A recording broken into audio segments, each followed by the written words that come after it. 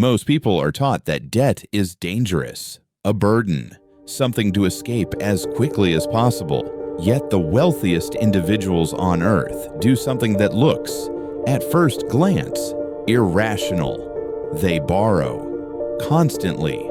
They take on debt even when they have more money than they could spend in several lifetimes. And quietly, deliberately, they avoid holding large amounts of cash. This is not recklessness. It is not greed. And it is not luck.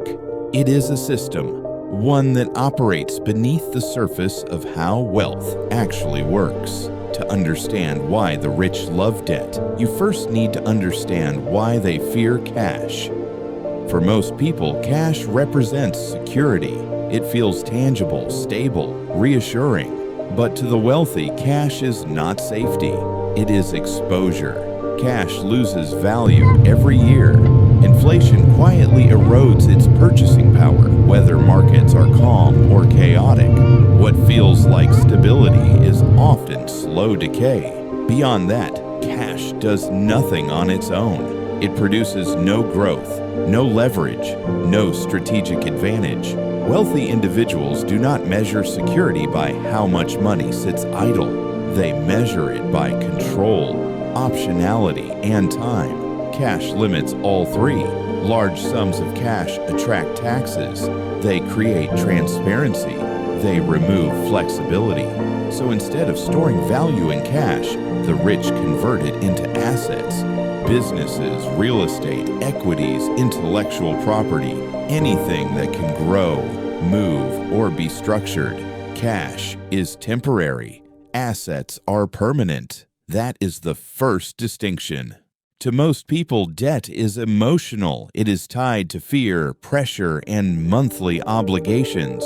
To the wealthy, debt is mechanical. It is a tool. When structured correctly, debt allows access without sacrifice. It creates leverage without loss of control. Consider this. If you sell an asset to access cash, you trigger taxes, lose future growth, and reduce long-term power. If you borrow against that same asset, you keep ownership, defer taxes, and maintain upside. The rich do not borrow because they are short on money. They borrow because borrowing preserves their position. Debt allows them to move without liquidating, to expand without exposing themselves, to grow while appearing conservative. This is why wealthy families often hold enormous debt on paper while becoming richer every year. The debt is not the risk. Selling the asset would be. Another reason the wealthy prefer debt over cash lies in control. Ownership is power, and selling assets weakens that power. When the rich need capital, they rarely sell controlling stakes. They borrow against them. Why? Because ownership creates income, influence, and optionality. Debt is temporary. Ownership is not. By using debt, the wealthy maintain voting rights, decision-making authority, and long-term growth, while still accessing liquidity. This is especially true in real estate. A property does not need to be sold to fund a lifestyle or a new investment.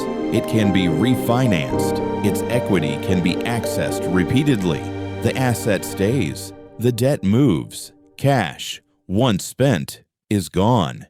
Debt, once structured, can be recycled. Wealth is not built in loud moments. It is built in quiet decades. Debt allows the rich to manage time and taxes, two forces that quietly destroy unplanned wealth. Selling assets creates taxable events. Borrowing does not. Holding cash exposes value to inflation. Assets often rise with it. Debt, when fixed and cheap, actually becomes easier to repay over time as currencies weaken. This is why wealthy individuals are patient. They think in generations, not quarters. They do not rush to be debt-free. They structure debt so it works for them. And they do all of this quietly.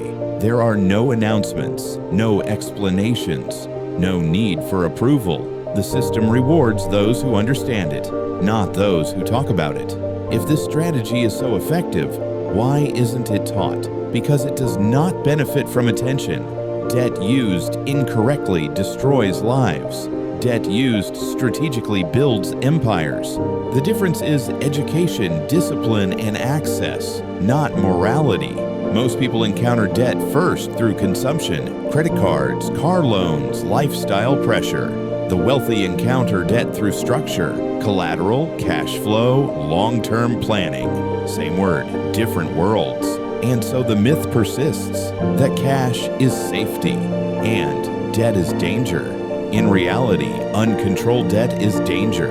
Idle cash is decay. The wealthy understand this distinction early, often through family systems that never needed to explain themselves. The goal is not to copy the rich. It is to understand the rules they play by. Cash feels safe because it is simple. Debt feels dangerous because it requires structure. But wealth has never been simple. It rewards those who think long-term, act quietly, and use systems instead of emotions. The rich do not fear debt. They fear stagnation. And they do not worship cash. They move it silently.